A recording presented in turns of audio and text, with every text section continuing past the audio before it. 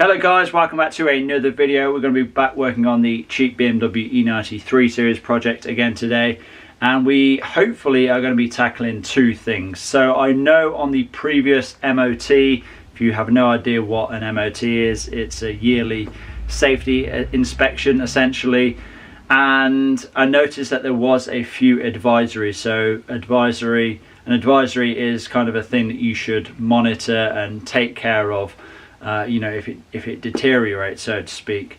And yes, I noticed that there was a couple of advisories for the rear shock absorbers, which I know have already been replaced, so they are good. Now there was also a couple for two front control arms. Now which control arms they are, I really don't know. When it comes to MOT inspection jargon, it's really hard to work out which ones we're actually talking about. It's always like lower, upper, inner, outer, rear, up. Yeah, it's really hard to work out which control arms they're talking about. I'm going to assume they are the main control arms, the thrust arms, because the inner bushes, which the advisory is for, they tend to wear with hard braking and things like that. So I'm going to assume it is going to be them. So we will get the car up in the air and give it a good inspection. The other thing that I want to take care of today is I've noticed that when I start the car up, for the first couple of minutes or so when the engine is cold, there is a slight squeak. Now typically when you get a squeak, especially when it's cold, it's usually coming somewhere from the drive belt system. So could it be a bad belt, or could it be a bad tensioner, idler pulley, or something like that? We will hopefully try and find out again today. But yeah, let's get outside anyway and let's get cracking. Okay, so I think before we get the car up in the air, what we'll do is get the engine fired up. Now it hasn't been started for a good 3 or 4 days or so, so this is going to be a complete cold start, and hopefully you're going to be able to hear that squeak or squeal when the engine is cold. So let's get it fired up anyway.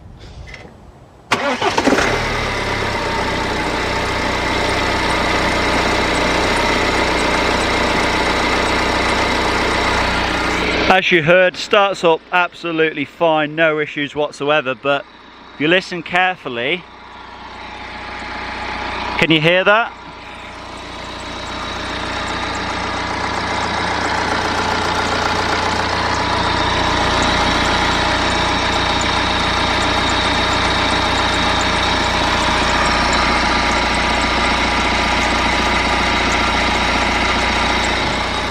Now I don't know, in all honesty, I don't know how well you're going to be able to hear that, but I know there is definitely a squeak coming from, it appears it's coming from the belt area.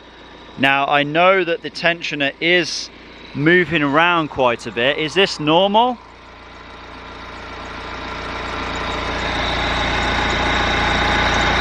I'm not really convinced that that is normal, so I think what I'm going to do is knock the engine off and then just remove the drive belt itself, and then what I can do is fire it back up, and if the noise is gone, then we know that the noise is somewhere within the drive belt system.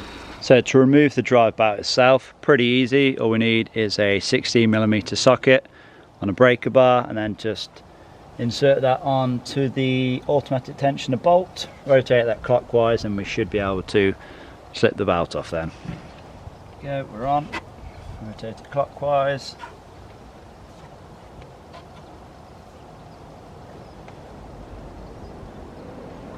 Should be able to slide the belt off. There we are.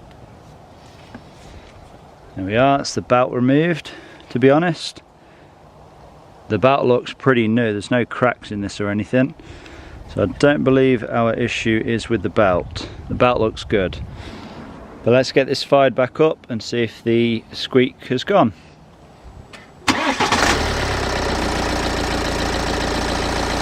Yeah, the squeak has definitely gone. Let's switch it off.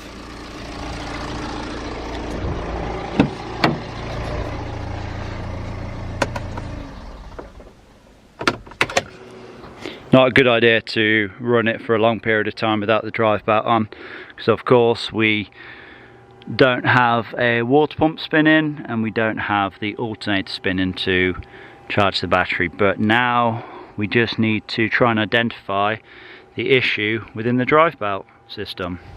Okay, so just gonna try and spin each pulley one by one. So start with the alternator. No noise from that, that seems fine. The AC compressor.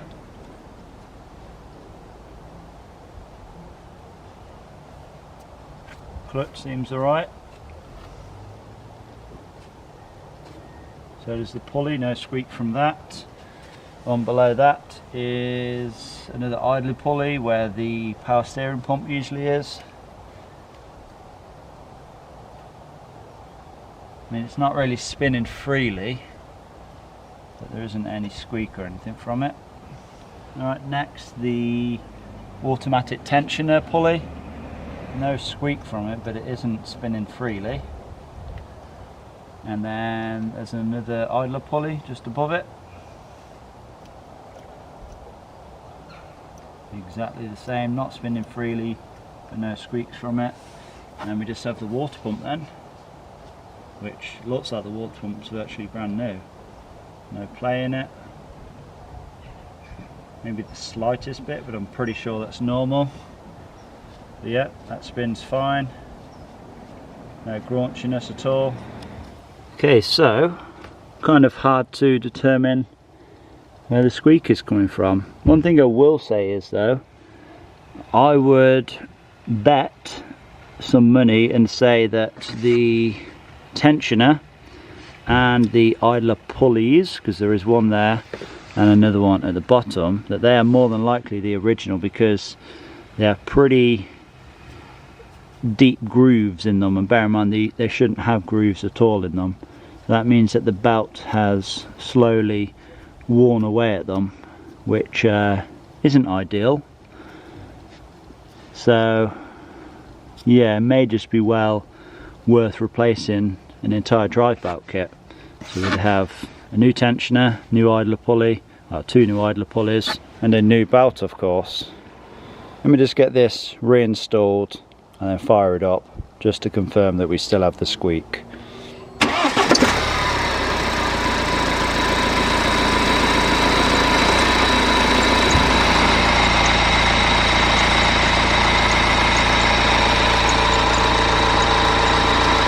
Yeah, to be honest, my money is on the tensioner.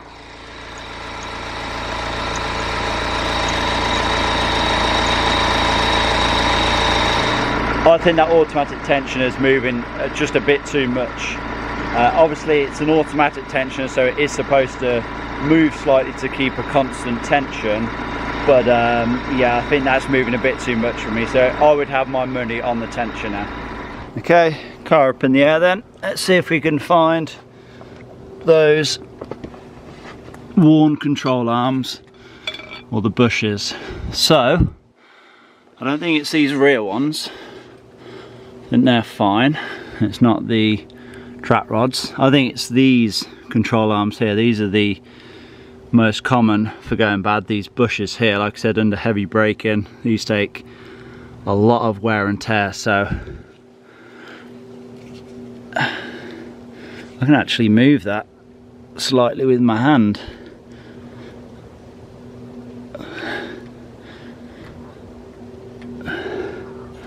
Yeah, I can actually twist that. I don't know how well you're going to be able to see that on camera. Yeah, you can. Yeah, I can twist it with my hand. So I would say it's this one, but let's check the other side anyway. So again, front control arm. Oh yeah, there's even more play in this one. I mean, I don't know, is this normal? I don't think it is, but I could be wrong. Let me know if it is. I don't think it is though. Seems to be a lot of play in that, and I'm only moving it with my hand. I mean, I'm not even getting much leverage on that. Oh yeah, look at this. As soon as I put a screwdriver in there, there's a lot of movement in that. Yeah, the whole arm's moving now. Yeah, them bushes or bushings are definitely bad. Yeah, I thought it might have been these, to be honest. And you would actually notice that as well, driving at high speed. You may get a wheel wobble. So it looks like these are definitely going to need to be replaced. That's that side. Let's just confirm and check this side as well. Oh yeah. I mean, this isn't even a proper pry bar, this is just a screwdriver, but you can see just how loose they are, and this is squeaky as well.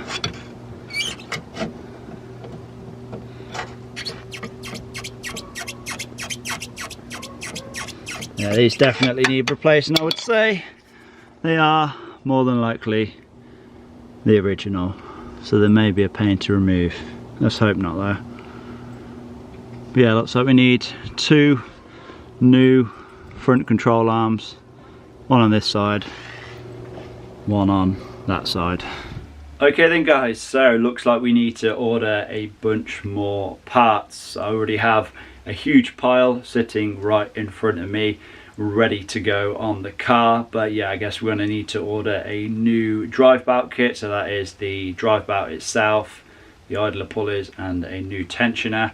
I really don't know why when someone replaces a drive belt, which I know the crankshaft pulley, that has been replaced as well, so I'm guessing they replaced the crankshaft pulley with the drive belt. But yeah, I don't know why you wouldn't just replace the whole kit. Makes sense why you're in there, and it's really not that much more. But whatever, we're just going to do the whole lot again anyway. And yeah, looks like we're going to have to replace the front control arms. I mean, to be honest, like I haven't driven the car at high enough speed to notice if they are a problem, but me being me, there's movement in those bushes, so I'm just going to go ahead and replace them. Like I said, it was an advisory on the previous MOT, which was around 5,000 miles ago now, I think, so they're more than due a change, so I will get them swapped out, because before I get rid of this car, whenever that will be, I don't quite know yet. I will be driving it on the road first, but whenever I get rid of the car, I will be putting a new MOT on it, and hopefully that will be a clean MOT with no advisories, or as clean as possible. Might be the odd thing here or there which, you know, I just can't equate for or expect. But yeah, for the most part, the car will be pretty much sorted after I've tackled those 2 things. But yeah, hopefully you guys have enjoyed another video on the BMW E90 3 Series. Please give it a like, leave a comment down below, subscribe if you have not already done so, and I'll see you all in that next one. Peace!